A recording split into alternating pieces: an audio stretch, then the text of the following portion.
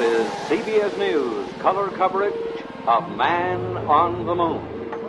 Sponsored by Kellogg's.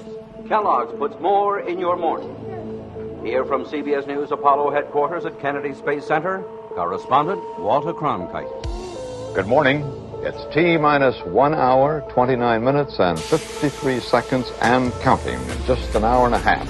I believe that this nation should commit itself to achieving the goal before this decade is out of landing a man on the moon and returning him safely to the earth.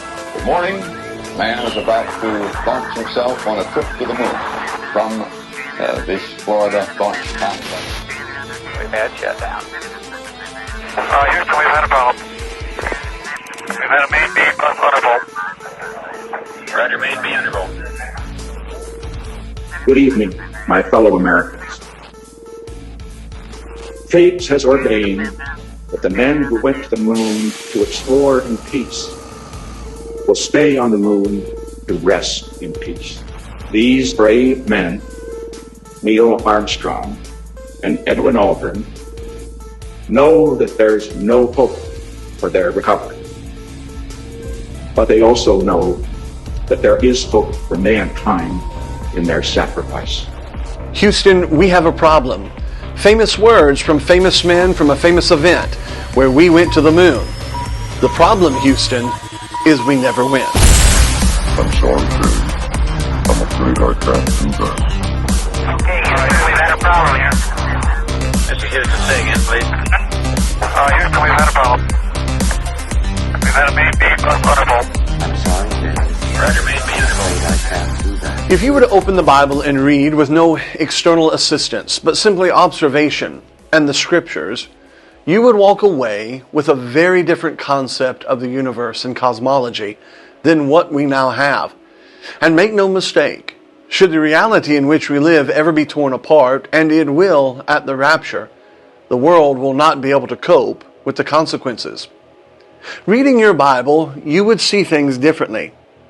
And what you would see would match up to what you feel and experience and what your senses tell you are true.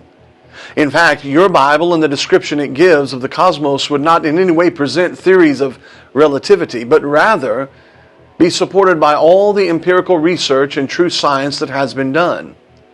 Reading your Bible at face value, you would immediately have a sense that there was something before the time now. That there was another world where other beings reigned and ruled until cast down from their treasonous assault against God. You would see that there was a time when there was a destruction and something catastrophic that happened universally. You would read such words as firmament and recognize that there is something different about the heavens. A closed system, so to say, would be how you would read. Not an endless vastness of space created by a big bang, but a dome, a firmament created by God. You would see that the earth is indeed the center of known reality, and that the stars, moon, and sun all circulate around the earth.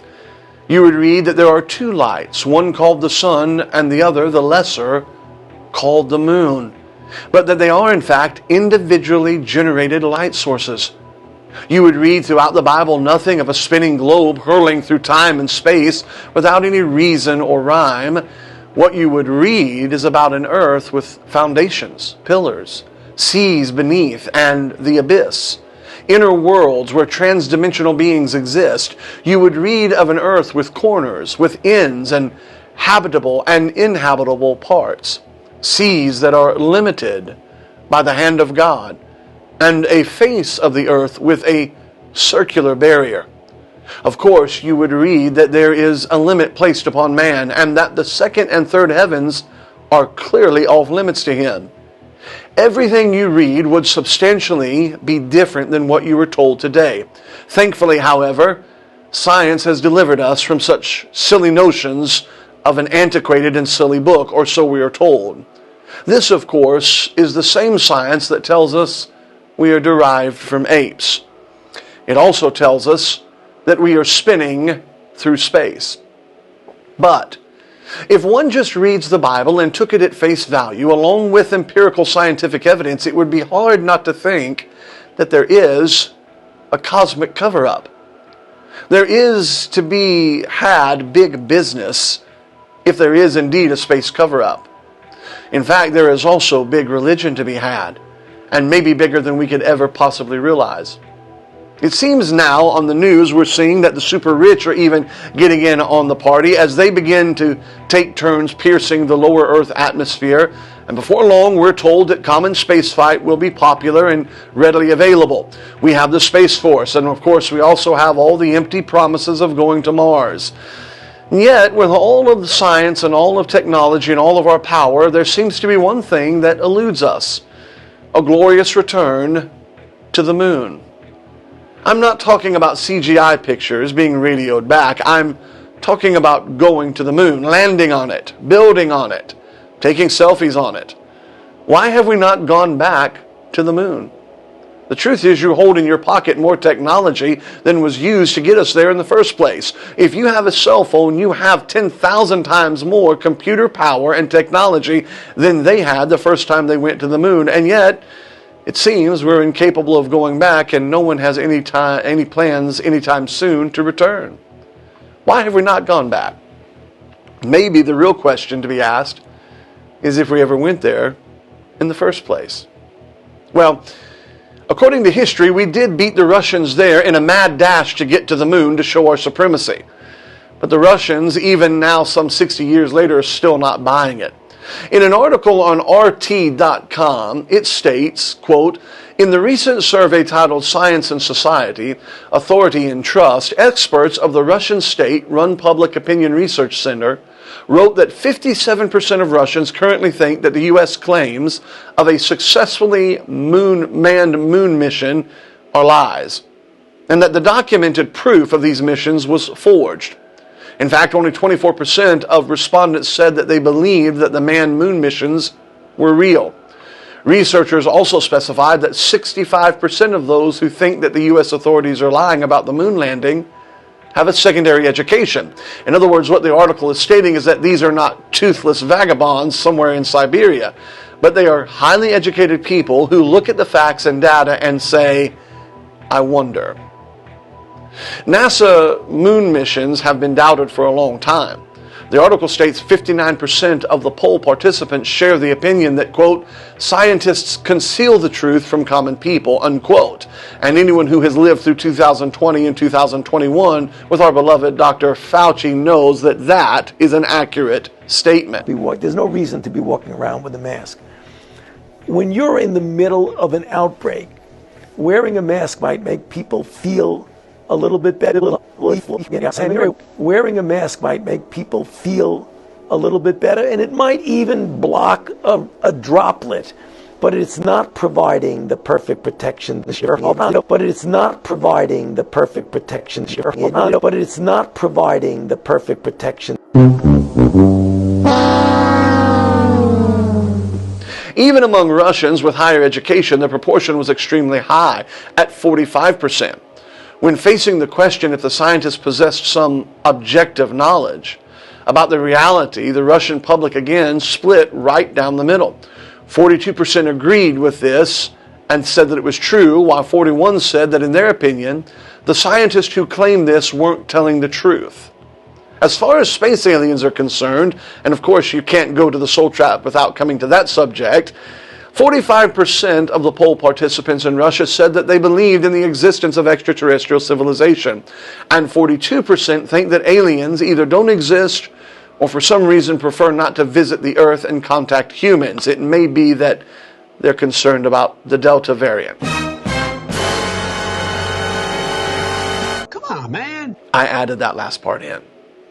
18% of respondents said that in their opinion, the authorities were hiding proof of alien visits from the general public. Well, as the article states, it seems like the Russians have a lot of doubts. And we can understand that. We can understand the Russians' unwillingness to believe us because, after all, we beat them there. And they're just sore losers. But what if there are others? What if there are others who question the mainstream idea and myth?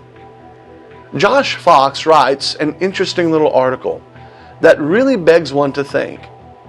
He states that the theory that the moon landings were hoaxed by the U.S. government to assert their victory in the space race over Russia is something which has grown in popularity over time.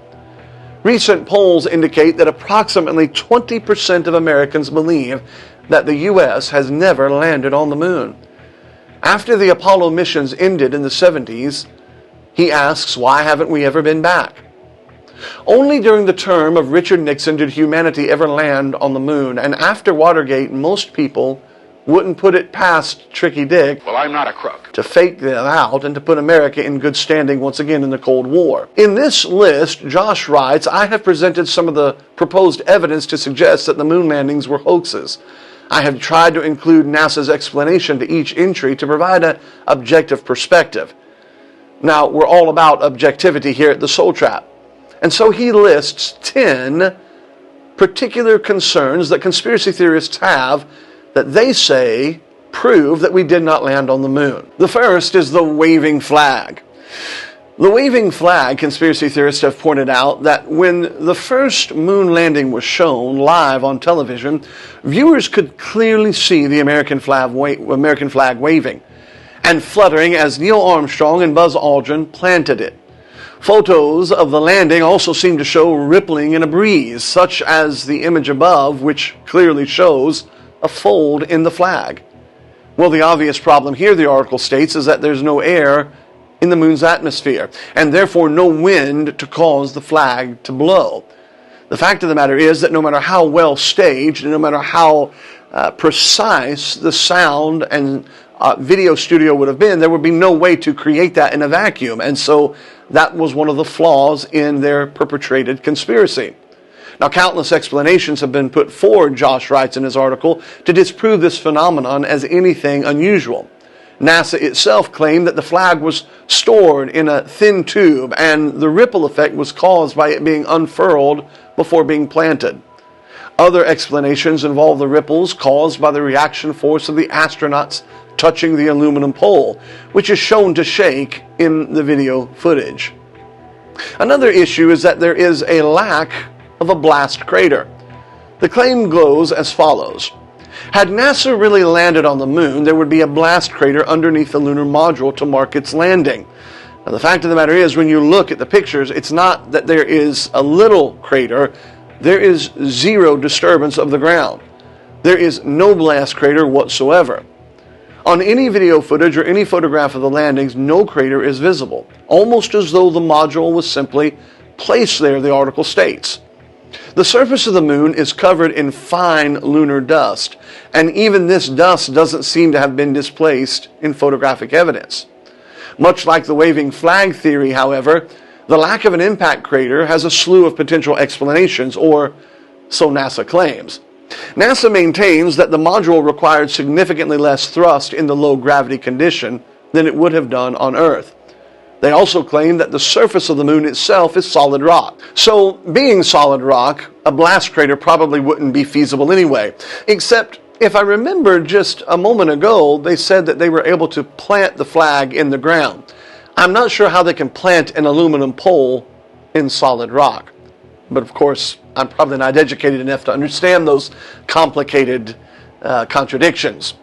In the same way, it goes on to say that an airplane doesn't leave a crater when it touches down on a concrete airstrip. That's why they say there was no crater. Well, another issue is multiple light sources. On the moon, there is only one strong light source, and that is, you guessed it, the sun. So it's fair to suggest that all shadows should run parallel to one light source. Anyone with a basic idea and understanding of drawing and light and art, video and camera would understand that. Except videos and photographs clearly show that the shadows fall in different directions. Conspiracy theorists suggest that this must mean multiple light sources are present. Now, I want to stress here for just a moment, when we say conspiracy theorists suggest, they're not coming up with something. Light and light sources and shading and shadowing, those are all physics. Those are all photography. These are all basic things that should be there. So it's not as if they're trying to reach down to the bottom of the barrel. These are things that should be clearly seen and understood. What that does, the article goes on to state, is suggest that the landing photos were taken on a film set. Now, NASA has attempted to blame uneven landscape on the strange shadows, with subtle bumps and hills on the moon's surface causing the discrepancies. This explanation has been tossed out the window by some theorists. How could hills cause such a large angular difference? In the image above that you're seeing, the lunar module's shadow clearly contradicts that of the rocks in the foreground at an almost 45-degree angle. Then there is another issue, and that is the Van Allen radiation belt. In order to reach the moon, astronauts had to pass through what is known as the Van Allen radiation belt. The belt is held in place by Earth's magnetic field and stays perpetually in the same place. The Apollo missions to the moon marked the first ever attempt to transport living humans through the belt. Conspiracy theorists contend that the sheer levels of radiation would have cooked the astronauts en route to the moon, despite the layers of aluminum coating the interior and the exterior of the spaceship. Now, I want to pause here for just a moment. I've had the privilege of being to the Smithsonian twice and seeing the lunar modules and seeing the technology, the ships, the material that we use to go to the moon. And my dear friend, if you don't believe that it was faked, I urge you to go to the Smithsonian. It is some of the most toy-like designs that you could ever imagine. It is an amazing thing to think that we supposedly went to the moon and supposedly made it through the Van Allen radiation belt with the material and the technology that we had. But that's what we're told. This particular theory of conspiracy says, how in the world were they able to get through that? NASA has countered this argument by emphasizing the short amount of time it took the astronauts to traverse the belt, meaning they received only very small doses of radiation. Now, I want to say this. Before we go on, I want you to remember this particular conspiracy theory here, this particular point, the Van Allen radiation belt, because it's going to crop up again in a major way. Then there is also the unexplained object. After photographs of the moon landing were released, theorists were quick to notice a mysterious object in the reflection of the astronaut's helmet. From the reflection of the astronaut's helmet in the Apollo 12 mission, there is something that cannot be explained in the reflection. The object appears to be hanging from a rope or a wire and has no reason to be there at all, leading some to suggest it is, in fact, an overhead spotlight typically found in film studios. The resemblance is questionable. Given the poor quality of the photograph, it's hard to make it out, but the mystery remains as to why something is being suspended in midair, or rather, lack of air. The article states the lunar module in other photos appears to have no extension from it that matches the photo, so the object still remains totally unexplained.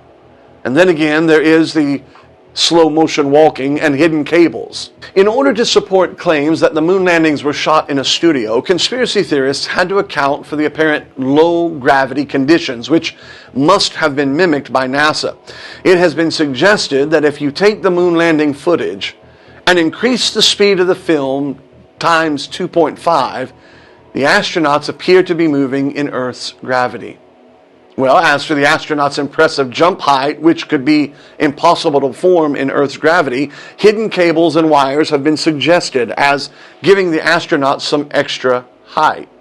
In some screenshots, outlines of alleged hidden cables can be seen. And that is not just on the Apollo missions. There are pictures and shots from people on the space station and in the actual shuttle where it appears to be that they are hooked to a harness. What's happening? Is it a facade? Is it a fake? Or are we fooling ourselves?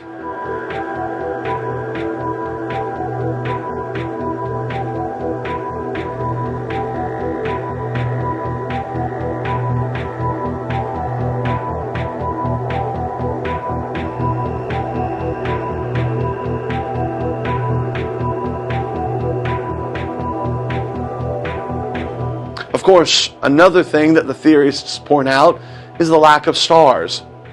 In fact, one of the most compelling arguments some believe for the moon landing hoax is the total lack of stars in any of the photographic video of evidence. Not a little, Not most, zero. 0 stars. There are no clouds on the moon, so stars are perpetually visible and significantly brighter than what we would see through the filter of the Earth's atmosphere. The argument here is that NASA would have found it impossible to map out the exact location of all stars for the hoax without being in trouble, and therefore left them out, intentionally falling back on an excuse that the quality of photographs washes them out, an excuse they did actually give. The problem is that some photographs are high quality. However, there is still no stars shown, no matter how quality the photo actually is. It is certainly eerie considering the fact that you and I can take pictures of stars from Earth in much lower quality and still see them. Then there is also what's called the C rock. One of the most famous photos from the moon landing shows a rock in the foreground with what appears to be the letter C engraved into it.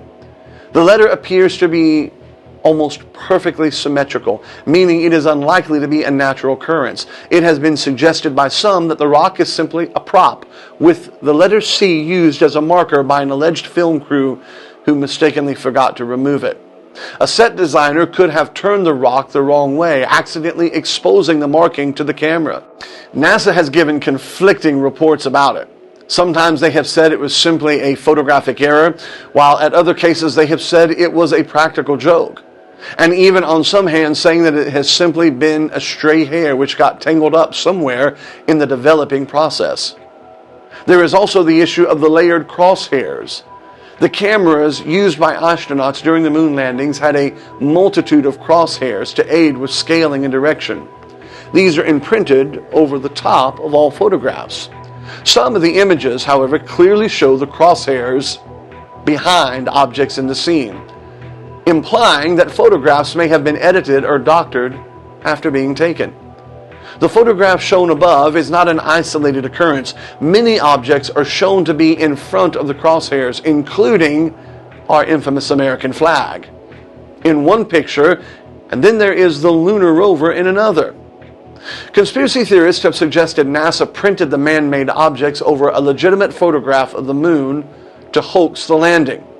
The duplicate backdrops are also another big issue, and I personally find this to be one of the most fascinating and convincing parts of the case.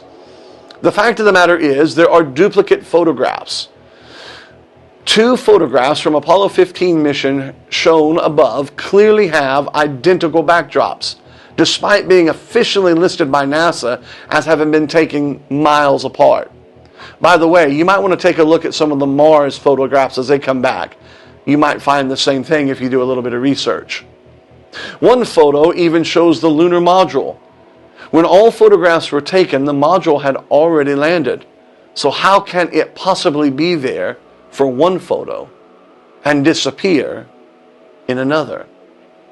Well, if you're a hardcore conspiracy theorist, it may seem viable that NASA simply used the same backdrop when filming different scenes of their moon landing videos. NASA has suggested that since the moon is much smaller than Earth, horizons can appear significantly closer to the human eye.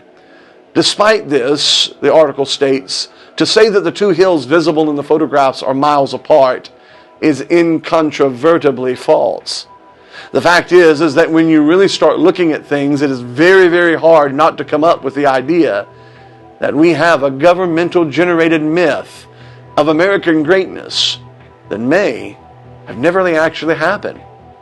And let's return now to the Van Allen belt. If we went through it with minimal technology that we had, why is it such a big deal now? Note in this next video clip that one of the things that they're trying to figure out and discover is how to safely navigate the belt. Well, if we had done it once before, why not brush out the technology, brush out the information, repackage it, and reuse it? It's as if they slipped up in their own propaganda.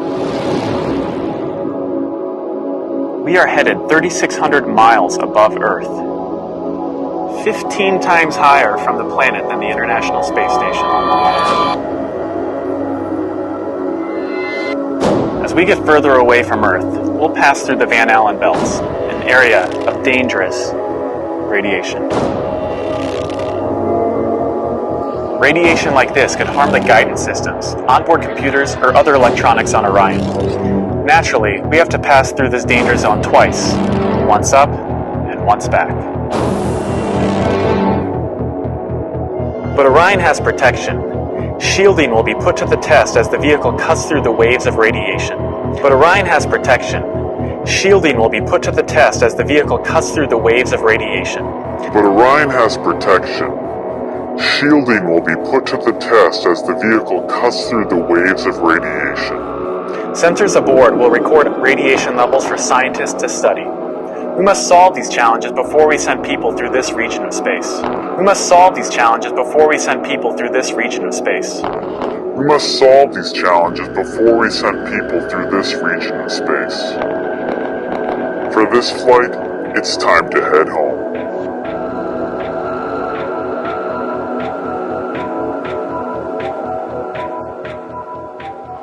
Now, the real question is, if you're going to perpetrate such a hoax, if you're going to put on a show for the entire world to see, every great show needs a director. Enter the Stanley Kubrick theory. In the article, Josh writes, this loose extension of the popular conspiracy theory states that acclaimed film director Stanley Kubrick was approached by the U.S. government to hoax the first 3 moon landings. There are 2 main branches of this somewhat implausible theory, Josh writes. One group of believers maintain that Kubrick was approached after he released 2001: A Space Odyssey, which was released in 1968, 1 year before the first moon landing. After NASA came to appreciate the stunning realism of the film's outer space scenes at that time, they approached him. Now, I personally don't believe that's the way that it worked. I think a shot of this magnitude would require far more than 1 year of planning. This had to have been in the works for some time. The article goes on to state that there is another group that contends that Kubrick was groomed by the government to film the moon landing long before this, and that 2001: A Space Odyssey was a dry run, a staged practice run for him.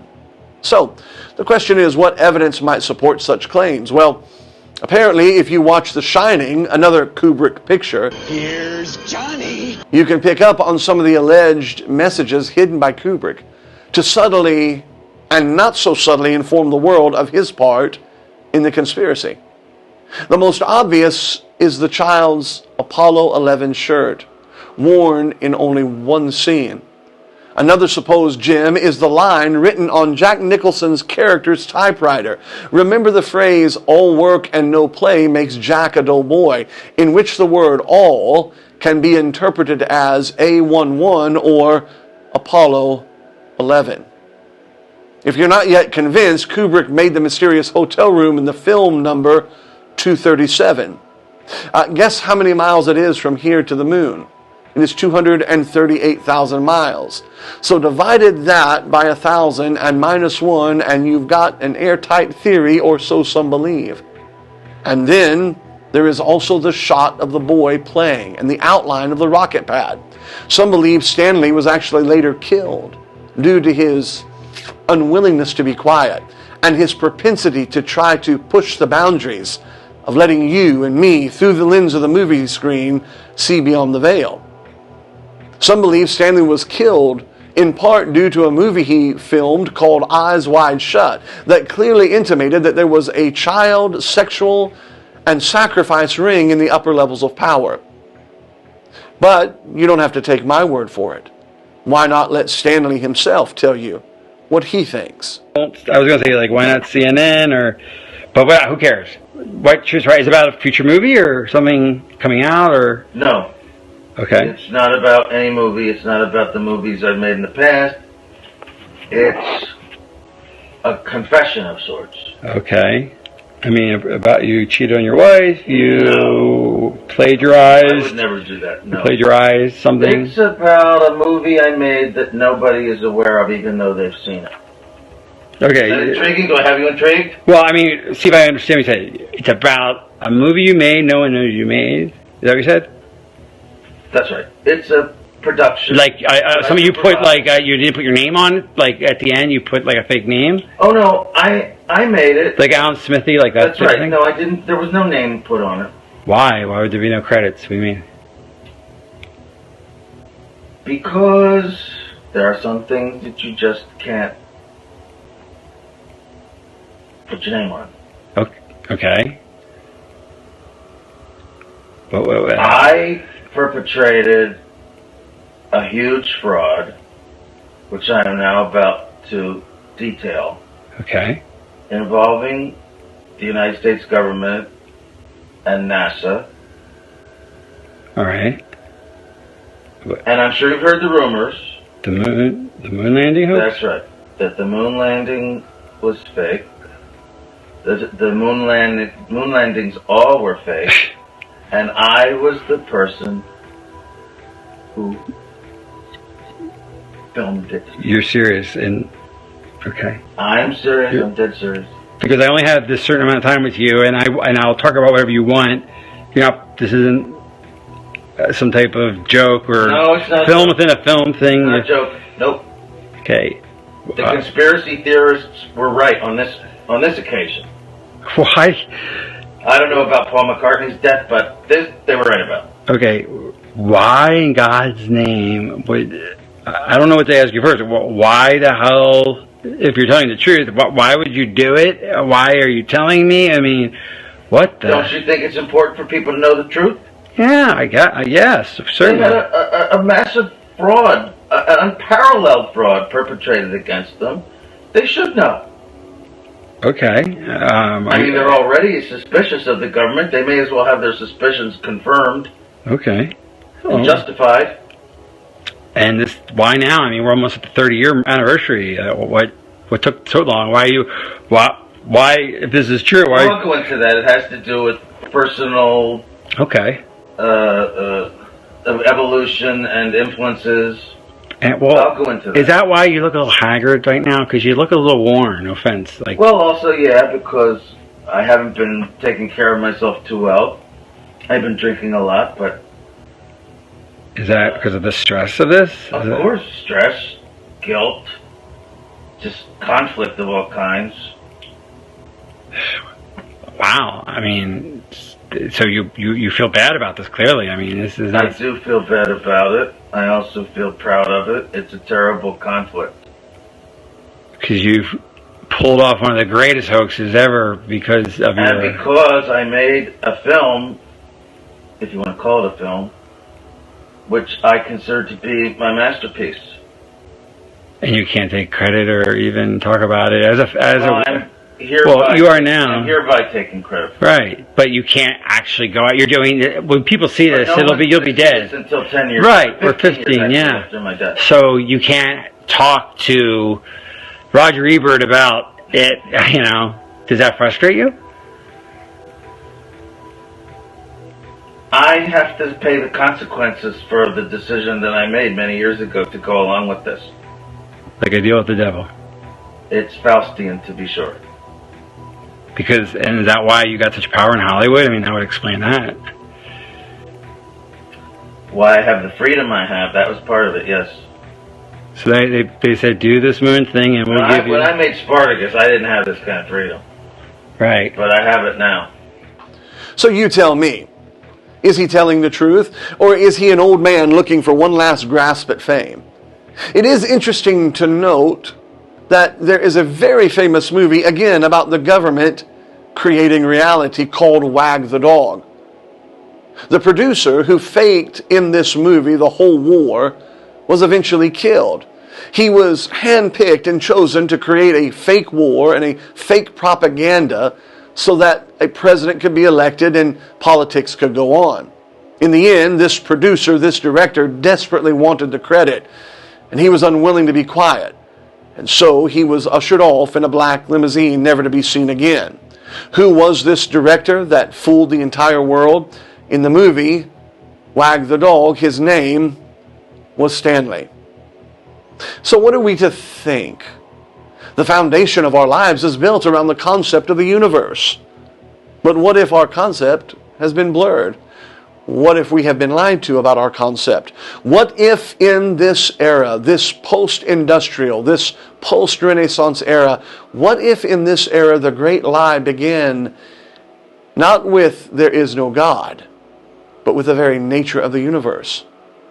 I know that there are a lot of holes and a lot of speculations and confusing points, but one thing is certain. The heavens are not what you think, and the inner earth is different than we are led to believe. The story of the moon and our moon landing. The question is, have we ever been to the moon? And the answer is probably.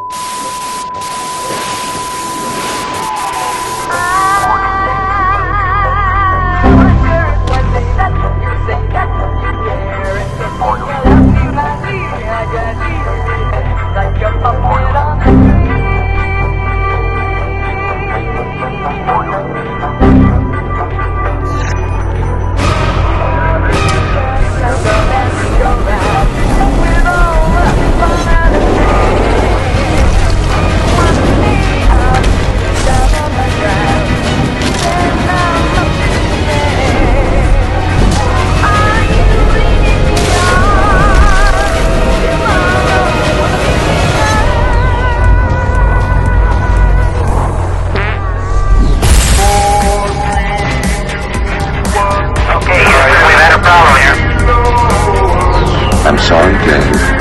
I'm afraid I can't do that.